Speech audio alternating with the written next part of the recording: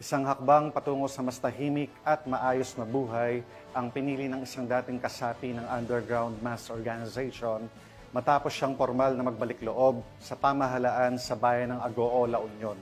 Police Master Sergeant Robert Abella Jr. sa report.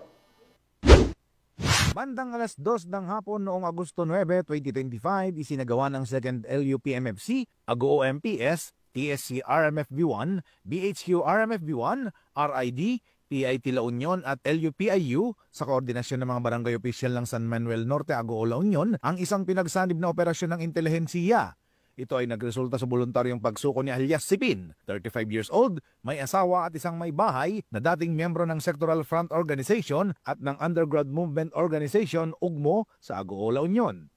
Ayon sa ulat ng Provincial Intelligence Team, nagdesisyon si alias Sipin na bawiin ang kanyang suporta sa nasabing organisasyon upang mamuhay ng malaya at walang anumang kaugnayan sa mga grupong may ugnayan sa CPP, NPA, NDF. Siya ay dumaan sa isang custodial debriefing at kasalukuyang inaasikaso para sa tamang disposisyon ng kanyang kaso. Ang operasyon ay bahagi ng patuloy na mga hakbang ng mga otoridad upang matiyak ang kaligtasan at kapayapaan sa kanilang nasasakupan at magbigay ng oportunidad sa mga dating miyembro na magsimula muli mula sa mga organisasyong may ekstremistang ideolohiya.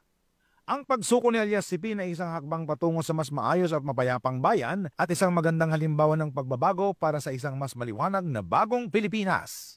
Mula dito sa Ilocos Region, ako po ang inyong PNN correspondent, Police Master Sergeant Robert Abella Jr., alagad ng batas, tagataguyod ng Balitang Pulis.